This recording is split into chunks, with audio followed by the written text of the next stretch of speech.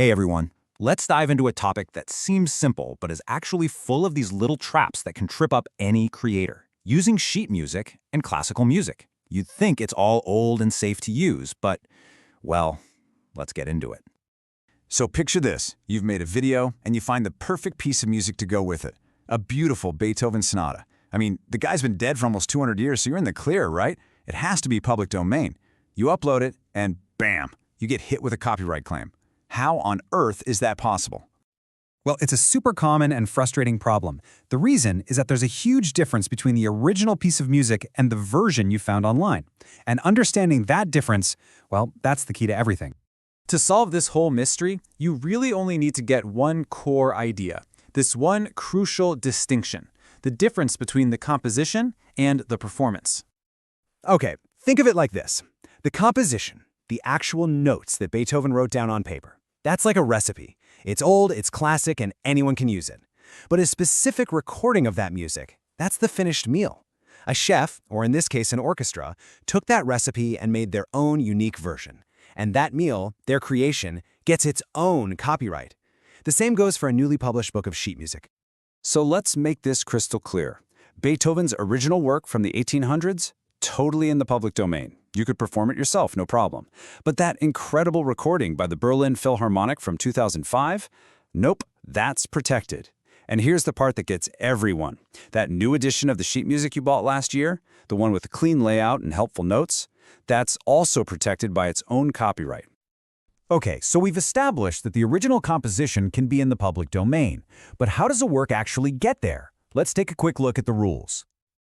Copyright law has changed a lot over the years, but here are the big things to remember. The easiest one is this. Anything published in the United States before 1929 is good to go. It's in the public domain. For anything newer, it gets a little more complicated, but there's one main rule you'll run into most of the time. And that rule hinges on this number, 70. For pretty much any work created after 1978, the copyright lasts for the entire life of the composer, plus an extra 70 years after they've died. This is exactly why guys like Bach, Mozart, and Beethoven are so firmly in the public domain. They passed away centuries ago. But wait, there's another layer to this. It's not just about when the original composer died. There's a modern copyright twist that creates this trap we've been talking about. It's something called a derivative work. So what in the world is a derivative work? Simply put, it's any new version of a public domain piece that has enough new creative input to get its very own brand new copyright. Think of it as a remix, an arrangement, or even just a new edition. And you see these everywhere. A jazz trio playing a Chopin waltz, that's a new arrangement, and it's copyrighted. A movie score that reorchestrates a piece by Vivaldi, copyrighted. That clean, new sheet music with added fingerings and phrasing? Yep, that's a derivative work, and it's copyrighted. And of course, every single audio recording is its own copyrighted performance. Someone on the Music Fans Stack Exchange forum put it just perfectly. You can't just photocopy a modern copyrighted version of Beethoven's Fifth, any more than you could burn copies of a CD from last year.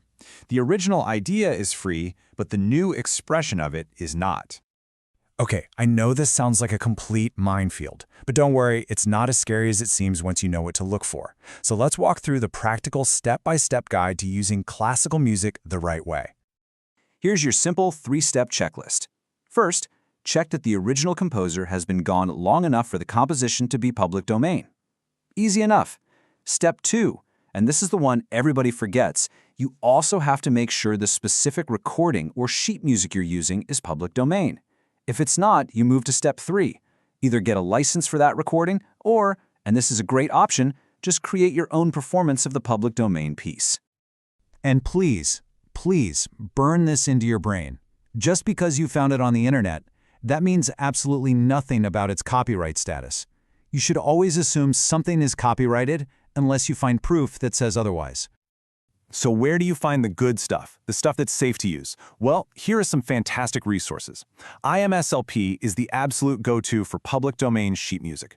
MuseOpen is amazing for both scores and recordings. And you can find huge collections of historical audio on the Internet Archive and Wikimedia Commons. All right, let's talk about the elephant in the room. What happens when you do everything right? You find a verified public domain recording from a legit source, you use it, And you still get an automated copyright claim on a platform like YouTube. What do you do then? The key here is to be prepared. When you download that public domain file, save the link. Take a screenshot of the page where it says it's in the public domain. Keep your receipts, so to speak. Having that documentation on hand makes fighting those automated claims so much easier. And let's end with a real brain bender. We spend all this time untangling the copyrights of the past. But what about the future? Right now, AI can generate brand new music that sounds just like Mozart or Bach. So who owns that? Is the AI the author? Is it a derivative work of a style? It's a question that could completely redefine what public domain even means, leaving us with a whole new copyright puzzle to figure out.